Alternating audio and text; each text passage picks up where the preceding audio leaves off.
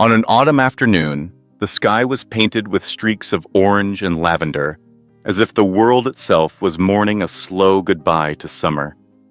In a small town, nestled between rolling hills and winding roads, lived a girl named Emma. Her hair was the color of wheat, and her eyes held a quiet sadness that belied her 10 years. Emma's mother had passed away 2 years ago, and since then, her father's grief had turned him inward, leaving Emma adrift in a sea of silence. It was on this particular day, as leaves swirled like embers in the chilly breeze, that Emma first saw the stray cat.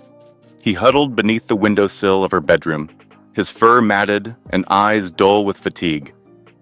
He was small and fragile, a ghost of a creature clinging to life. Emma pressed her palm against the cold glass, feeling an immediate pull in her chest, a need to save him. She fetched a saucer of warm milk and a scrap of tuna, placing them gently on the windowsill. The cat approached warily, his ribs visible beneath his ragged coat.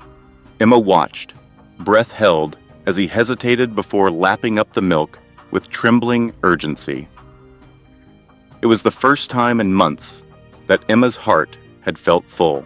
Day after day, Emma cared for the cat, who she named Whiskers for the long, delicate hairs framing his face. She cleaned his wounds, brushed his fur as best she could, and created a makeshift bed in a cardboard box lined with her old blankets.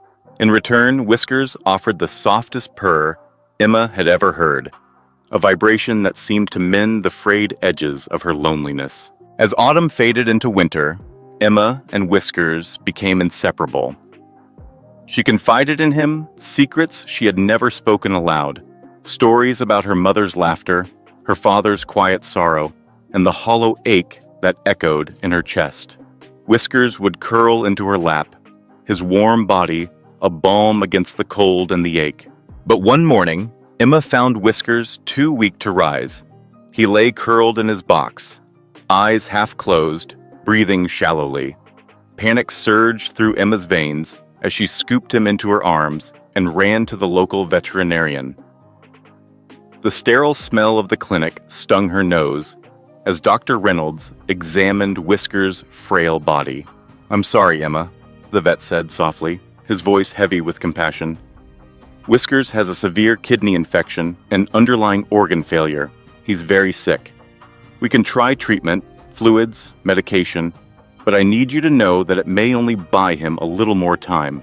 Emma's world constricted until all she could see was Whiskers' golden eyes, filled with trust and vulnerability.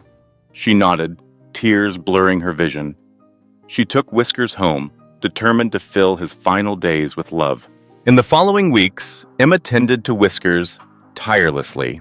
She warmed his blankets, coaxed him to eat small bites of chicken, and whispered stories of her day, as if her words could stitch him back together.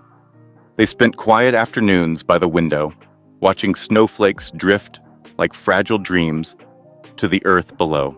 One cold evening, Whiskers' breathing grew ragged, each exhale a small battle.